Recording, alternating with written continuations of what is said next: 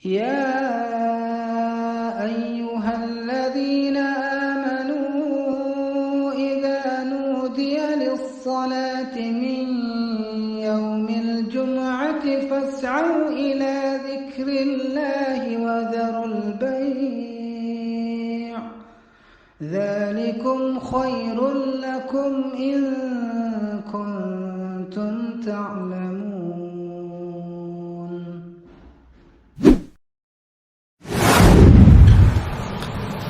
Assalamualaikum warahmatullahi wabarakatuh.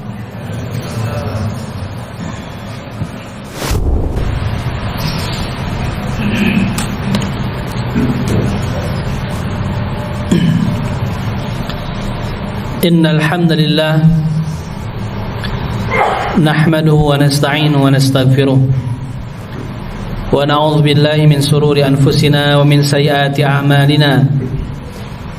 Man yahdihillahu fala mudilla lahu wa man yudlil fala hadiya lahu. Asyhadu an la ilaha illallah wahdahu la syarika lahu wa asyhadu anna Muhammadan abduhu wa rasuluh. Allahumma salli wa sallim wa barik ala Muhammad wa ala alihi wa ashabihi wa man tabi'ahum bi ihsanin ila yaumiddin wa ba'd. فقال الله تعالى في القرآن الكريم أعوذ بالله من الشيطان الرجيم يا أيها الذين آمنوا اتقوا الله حق تقاته ولا تموتن إلا وأنتم مسلمون. Al-ayah.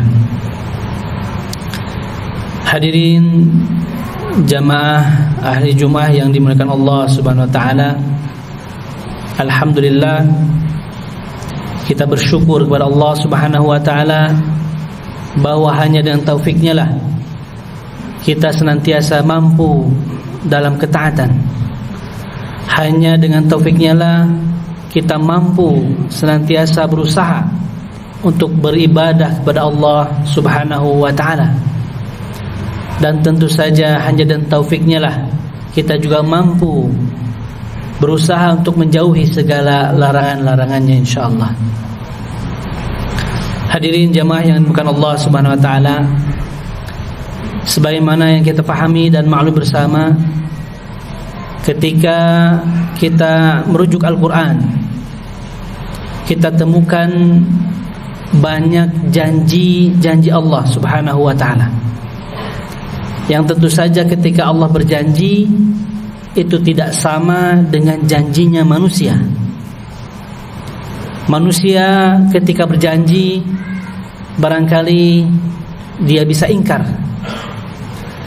barangkali dia bisa berubah pikirannya ataupun tidak mampu memenuhi janji yang sebelumnya sudah dia ucapkan. Tetapi yakinlah ketika Allah Ta'ala berjanji, yakinlah Allah mampu memenuhi janjinya dan tidak akan pernah ingkar terhadap janji-janjinya. Innallaha la yukhliful mi'ad. Sesungguhnya Allah tidak pernah ingkar akan janji-janjinya. Janji Sang Khalik jelas berbeda dengan janji makhluk. Kita tahu dalam Al-Quran banyak sekali janji-janji Allah, dan janji Allah ini ada yang Allah penuhi nanti di akhirat, di yaumil akhir. Karena kita tahu bahwa orang-orang beriman adalah orang-orang yang meyakini, membenarkan, mempercayai hal-hal yang bersifat gaib, hal-hal yang tidak terlihat oleh mata. Sehingga Allah Ta'ala menyebutkan ciri orang yang beriman adalah alladzina yu'minuna bil ghaib. Yang pertama disebut adalah dalam surah Al-Baqarah, orang yang mengimani, mempercayai dan meyakini terhadap perkara yang gaib. Maka sebenarnya ini adalah pondasi agama kita, agama Islam. Orang mukmin dia harus percaya, wajib percaya terhadap perkara yang tidak terlihat oleh matanya. Ketika Allah berjanji dalam Al-Quran adanya surga dan neraka, Allah berjanji dalam Al-Quran adanya yaumul hisab, hari pembalasan, hari perhitungan, di mana setiap hamba akan dibangkitkan Allah Subhanahu wa taala setelah dia mati, kemudian dimintai pertanggungjawabannya. Ketika Al-Fatihah, dalam surah Al-Fatihah menggunakan kata yaumuddin, hari pembalasan, hari din. Ad-din itu juga bermakna manusia, seorang hamba akan ditanya apa yang sudah diperbuat terhadap agamanya di dunia ini. Allah sudah berikan kelapangan waktu, kekuatan, kemampuan materi dan lain sebagainya. Nanti Allah akan bertanya kepada kita apa yang sudah kita lakukan terhadap agama kita ini. Itu yang dimaksud dengan yaumuddin, hari pembalasan, hari perhitungan. Jadi ada janji-janji Allah yang Allah akan penuhi nanti di yaumil akhir, tapi juga ada janji-janji Allah yang Allah penuhi semenjak di dunia lagi, semenjak kita masih hidup. Banyak janji-janji Allah, tentu saja. Kalau kita kupas satu persatu tidak akan cukup waktunya untuk membahas. Khatib hanya ingin memberikan beberapa contoh barangkali. Di antaranya surah An-Nahl ayat 97. Ketika Allah Ta'ala mengatakan, a'udzubillahi minasyaitonir rajim, man 'amila salihan min dzakarin aw untha wa huwa mu'min falanuhyiyannahu hayatan thayyibah wa lanajziyannahum ajrahum bi ahsani ma kanu ya'malun. Allah Ta'ala mengatakan, ini di antara sekian banyak janji-janji Allah yang Allah akan penuhi di dunia semenjak kita masih hidup lagi di dunia. Karena nanti janji Allah tentang surga dan neraka itu baru kita dapatkan setelah kita meninggal. Kita tidak mungkin mencari-cari fakta dan data surga dan neraka itu ada ataukah tidak. Tetapi orang beriman, dia mampu melihat dengan keimanannya, dengan keyakinannya, bahwa ketika dia mendengar Allah Ta'ala mengatakan surga dan neraka itu ada, Rasulullah SAW menjanjikan, menyebutkan bahwa surga dan neraka itu ada, maka yang pertama muncul dalam pandangan seorang mukmin adalah keimanannya, bukan logika dan akalnya. Maka ketika surah An-Nahl menunjukkan Allah akan buktikan, Allah akan berikan janji Allah ketika orang beriman itu masih hidup lagi di dunia. Di akhirat nanti Allah tunjukkan, di dunia Allah akan tunjukkan. Ketika Allah Ta'ala mengatakan man 'amila salihan, barang siapa yang beramal saleh, min dzakarin aw untha, baik laki-laki ataupun perempuan, wa huwa mu'min, dan dia beriman kepada Allah Ta'ala, ikhlas amalnya karena Allah Ta'ala, mengharap ridha Allah Ta'ala, maka Allah Ta'ala mengatakan falanuhyiyannahu hayatan thayyibah. Ini janji Allah. Maka pasti, kata Allah, falanuhyiyannahu, pasti kami benar-benar akan memberikan kepadanya kehidupan yang baik, hayatan thayyibah. Walanajziyannahum, dan pasti kami benar-benar akan membalas, walanajziyannahum ajrahum, dengan balasan upah kepada mereka, bi ahsani ma kanu ya'malun, dengan balasan yang jauh lebih baik dari apa yang mereka lakukan dari perbuatan baik, dari amal saleh. Maka ini adalah salah satu di antara sekian banyak janji-janji Allah yang Allah akan penuhi selama kita masih hidup di dunia lagi, yaitu beramal saleh. Orang-orang yang beramal saleh dan niatnya karena Allah Ta'ala, ikhlas murni mengharapkan ridha Allah Ta'ala dan tidak dicampuri dengan niat-niat yang lain, dengan kebutuhan-kebutuhan yang lain, maka pasti, kata Allah, kami akan berikan hayatan thayyibah, kehidupan yang baik. Itu janji Allah. Maka apapun bentuk amal saleh yang seorang muslim lakukan, yang dia harapkan hanya wajah Allah Ta'ala, maka jangan pernah ragu, pasti Allah akan berikan kehidupan yang baik. Setiap dari kita barangkali ketika ditanya apakah kita ingin hidup baik ataukah hidup tidak baik, ingin kehidupan yang baik, keluarga yang baik, keturunan yang baik, berkecukupan dan lain sebagainya, tentu semua akan menjawab ingin semua. Lalu bagaimana caranya? Lagi-lagi terkadang kita selalu digoda oleh syaitan dengan bab rezeki, bahwa kita seolah-olah yang mengatur rezeki, padahal kalau ditanya kita tahu Allah yang memberi rezeki. Tetapi ketika kita lupa bahwa Allah memiliki kuasa atas segala sesuatu, yang menjadi kunci bagi orang-orang yang beriman adalah cukup beramal saleh, mengharapkan ridha Allah Ta'ala, ikhlas karenanya, maka rizki Allah yang atur.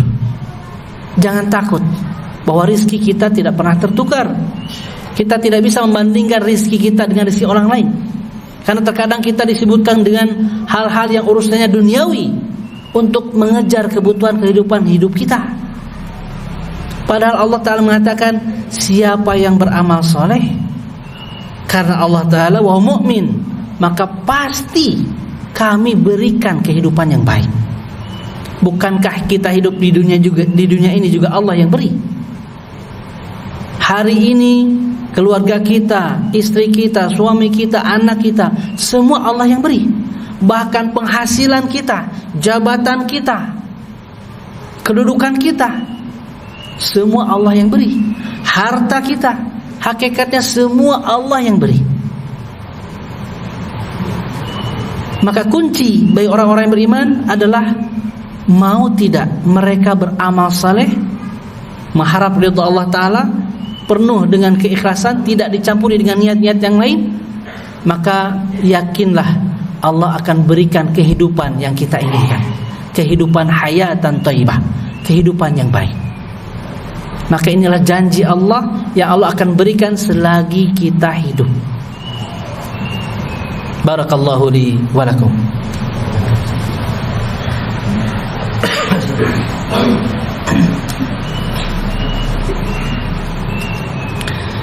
Hamdan wa syukranillah, asyhadu an la ilaha illallah wahdahu la syarikalah, wa asyhadu anna Muhammadan abduhu wa rasuluhu, amma ba'd.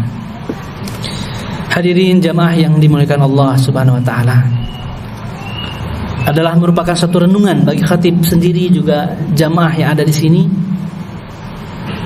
Tugas dan kewajiban kita di dunia ini adalah beribadah kepada Allah Subhanahu wa taala.